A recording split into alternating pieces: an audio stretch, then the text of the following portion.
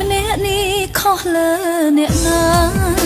ហើយអ្វីជួបតែទុក្ខាទឹកនេត្រាអូមិនចេះអជាតិមុនសាងអ្វីទើបមេឃគ្មានក្តីស្រណោព្យាយាមសាងស្នេហាស្មងជាមួយបរោគ្មានធម៌មេត្តាខ្លាចជាមនុស្សស្រីគេបបងចោលជីវិតរសាត់តែតោលក្នុងស្រមោលពីអាទិតតកាព្យាយាមសង្ឃឹមញញឹមដាក់វត្តសង្សារម្នាក់ទៀតចូលមកប្រាប់ថាចង់ថែរក្សាបេះដូងកំសត់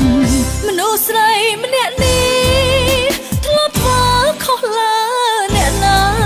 គ្រាន់តែជាស្រីធម្មតាមិនដឹងក៏កំពីជួបតែមនុស្សក្បត់ល្អតែដំបងបានបេះដូងក៏ឃើញប្រកបរឿងខ្ញុំអ្នកណាកំណត់ជួបស្នេហ៍ជូរចត់ទួនតាប្រម្នាក់នោះគេនៅឯណា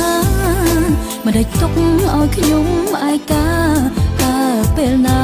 ទើបបងហាញខ្លួនគេកើតឬនៅនាំផ្លូវឲ្យបានជួបជូនមិញដងចាំអ្នកថែទួនវាលោតអងរួនចង់ជួបថ្ងៃមួយ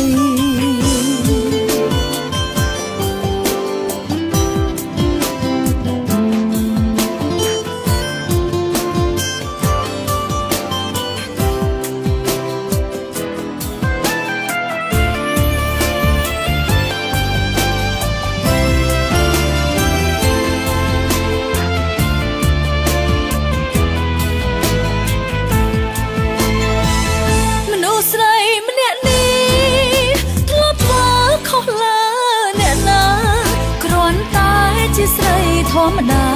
មិនដេចក៏កំពីជួប